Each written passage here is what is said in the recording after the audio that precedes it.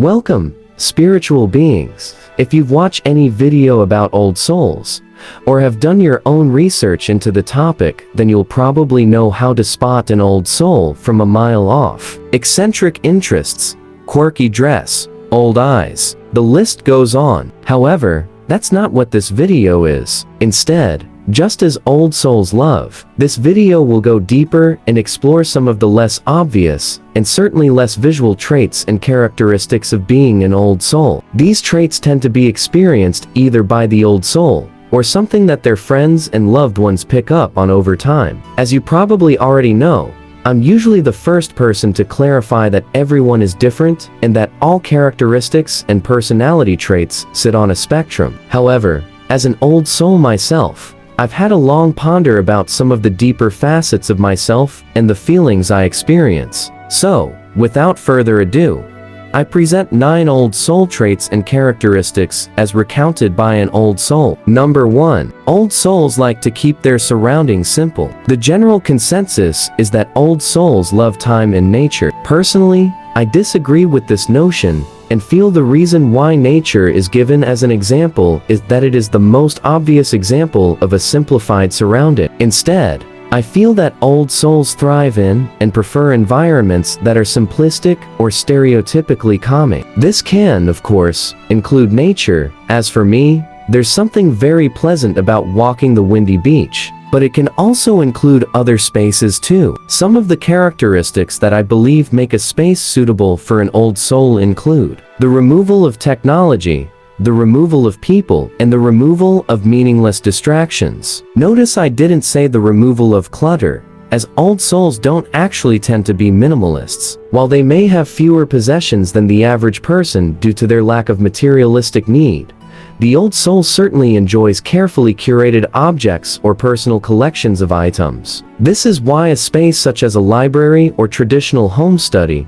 complete with a roaring fire, would be ideal for many old souls, in the same way as a forest might. Why? Because such a space is all about simple pleasures. It's about enjoying the smell of a new book, the crackle of the fire, the comfort of curling up, and most importantly, shutting out the chaotic modern world. Number 2. Old souls can feel adrift from people, places, and even time. To the outsider, old souls may seem aloof or above day-to-day goings-on. And the truth is, the feeling is at least partly mutual. This is because old souls are walking contradictions. Their body and outward appearance may say one age, but their soul and their actions say another. Put simply, old souls are both young and old at the same time. So, all things considered, it's really no wonder that old souls can sometimes feel adrift or not fully connected with modern mainstream society. Let's face it, the mainstream modern world moves fast and is obsessed with trends, money, and material possessions. While this is the holy trinity for some,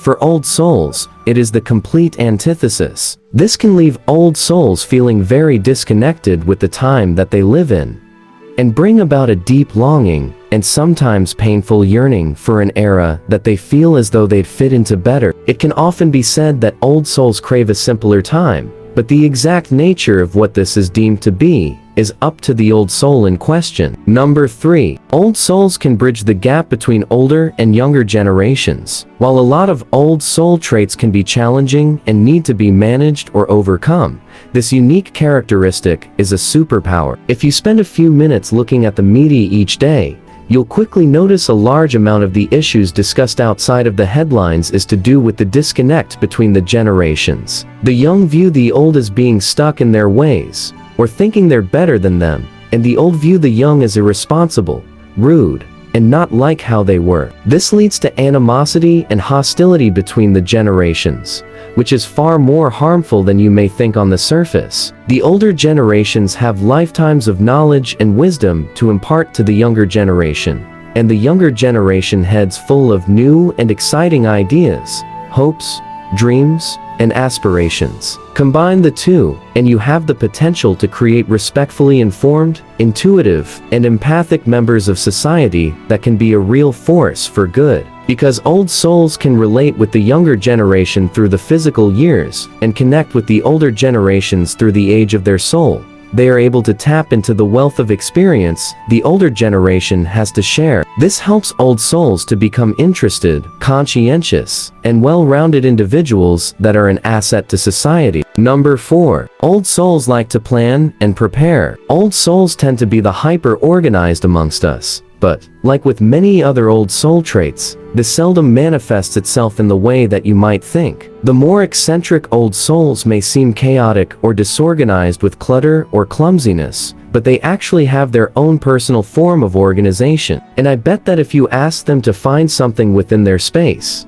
they'd be able to find it in moments. Safe to say old souls have their own systems in place. They just might be a bit more on the unique side. One thing's for certain, old souls aren't ones for spontaneity, and will actually tend to find surprises stressful instead of exciting. This is because old souls view the world on a far deeper level than most. This means that they are able to see all the nuances and variables of a situation, and when this knowledge is taken from them, such as through spontaneity, they tend to become uncomfortable and out of their element. Instead, old souls much prefer planning a meeting or event in advance, be this planning to meet up a few days before, or carefully curating a special event weeks or months in advance. One thing that is also worth noting about old souls is that while they can be flexible, they'll rarely deviate from plans, once made, of their own volition. Number 5. Old souls think of the future. Similar to a love of planning,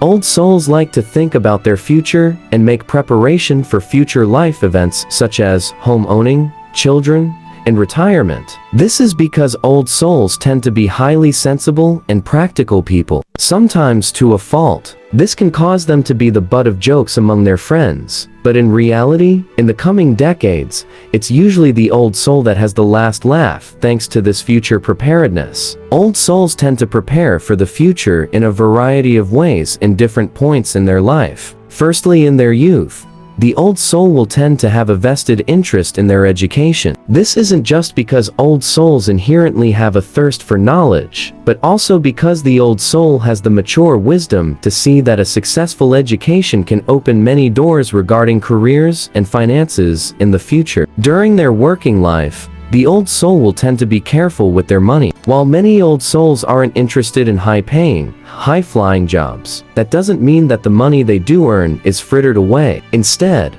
old souls tend to invest their money wisely, usually towards the next milestone in their life, such as a new car, holiday, or home ownership. Retirement can also be a particular focus for the old soul. Oftentimes, they'll use their sensible and intuitive instincts to make smart investments and plant helpful seeds they can reap when they retire. Number 6. Old souls have a thirst for knowledge. Old souls love learning and love to understand the world they are in more deeply. But this doesn't always translate to the stereotypical forms of knowledge, such as school subjects like history, biology, or even just avid reading. Instead, the old soul seeks areas of true wisdom, which is usually learned from watching and communicating. This is why old souls find conversations with older generations to be scintillating, as they understand that true knowledge is forged over decades of experience, not in the 45-minute run time of a documentary or the 300-plus pages of a book. Old souls are constantly learning, even well past their school years. For an old soul, this is essential, as it is only with a greater understanding that they are able to peel back the layers of society and find true meaning. While some old souls may undertake this learning in their spare time, or find the focus of their knowledge hunger to be spying the nuances of daily life, many other old souls choose to incorporate the insatiable need for discovery into their careers, becoming academics, researchers, and scientists. Lastly, it is worth noting that this sense of growth is not limited to knowledge or personal growth, but to the old soul's spiritual well-being as well. Old souls know that to be a well-rounded and productive member of society, they need to make improvements within as well as to the outside world. This is why you may find old souls in careers or spaces where they can act as a spiritual guide for others. Number 7. Fitting in is almost always a struggle for old souls. One of the largest negative characteristics of being an old soul is the struggle to fit in. Old souls can be ostracized by generations older than them for their outward appearance, but simultaneously find the wants and needs of their own age group dull, banal, and understimulating. For example, where their peers are likely to be more impulsive, footloose, and fancy-free, the old soul loves to plan, take time to weigh up decisions, and listen to their intuition. This can often leave the old soul in their own bubble, watching from the sidelines. If not ostracized, then the old soul may instead be allowed into a friend group for the sole purpose of being the mentor, sounding board, or counselor, as it is not uncommon for others to want to capitalize on the old soul's gifts for their own personal gain. While there may be times where the old soul genuinely enjoys being helpful to their friends, oftentimes seeing their sage advice be teased or unheeded time and time again can leave them feeling sad and drained. Similarly, love can be a struggle. Many young individuals prefer to keep relationships casual or explore and experiment, which is the antithesis of what old souls desire. Instead,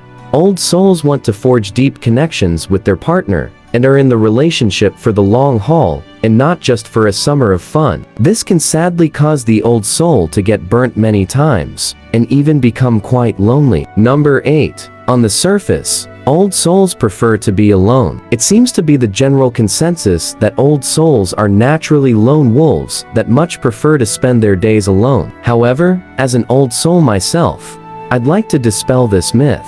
I believe that the reason the old soul has this image is that old souls are naturally introverts and old souls feel the need to protect themselves. Old souls are naturally introverted people. Herein lies the first misconception. Introverts are not antisocial people. Instead, they simply gain their energy from alone time over social interactions. This doesn't mean that they hate being around others or even attending parties and social gatherings. It just means that their energy levels are depleted by them instead of enriched as it would be for extroverts. Many old souls will put up walls to protect themselves. Growing up is rarely fun for many old souls. They've likely been teased and even bullied for their niche interests and passions. They will likely have been shunned in the love department too, and may have been burned by partners who only wanted a casual fling over a meaningful relationship. This causes the old soul to naturally want to protect themselves in their adult life. Therefore,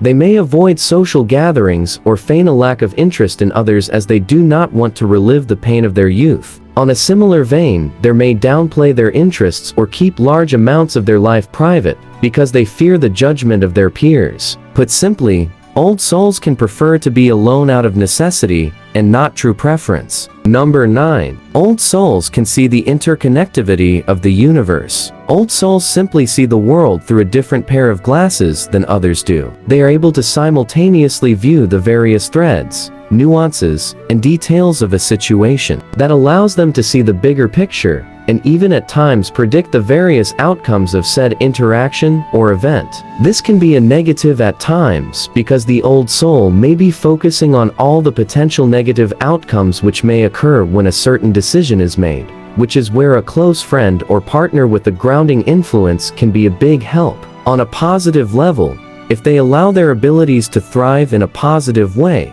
old souls are able to experience a true connection to the world around them. They are able to see how people and places fit into a bigger picture or greater plan and understand their role in making the world a better place. So, I have listed some of the truest and most authentic universal old soul traits and characteristics as seen from my experiences as an old soul. As any old soul would, by imparting some sage advice. To my fellow old soul I say, know your worth. Yes, the world is cruel to us, particularly when we were growing up, but that shouldn't let you limit the wealth of good you have to give to the world. Thank you for watching. Go with love. Let love guide you, not fear.